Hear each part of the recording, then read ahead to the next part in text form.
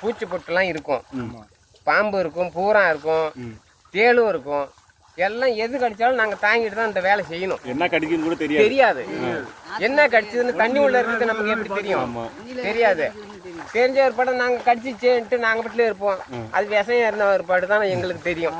ஆக இன்னது கடிச்சிச்சுங்கிறது விவரம். இது போல உட்காந்து எத்தனை கொத்து கொத்தா கையால தான் கொடுங்கணும், வேற எதுவும் செய்ய முடியாது. தண்ணி இருக்கணும் அளவா, தண்ணி ஃபுல்லா இருக்கணும். தண்ணி இருந்தால் தான் நாற்று அறாது அடிக்கலாம், இல்லைனாக்கா அடிக்க முடியாது. இல்லைன்னா அறுத்துட்டு போகணும். அறுத்துக்கும் அவ்வளோ போல அடிச்சு முட்டாக்கி அதுக்கப்புறம் கயிறு போட்டு கட்டி நாங்கள் தீட்டு போகணும். வயலில் அங்கங்கே போட்டுருவோம். அங்கங்கே போட்டுருவோம். சரி, மொத்தம் நீங்களே எந்த ஊர் சார்ந்தவங்க? இந்த கீழக்கடம்பூர். கீழக்கடம்பூர். எத்தனை வருஷமா இந்த விவசாய வேலைகள் பண்ணிட்டு இருக்கீங்க? அது எங்க பாட்ட காலத்துல இருந்து அந்த வேலை தான் செய்யறோம்.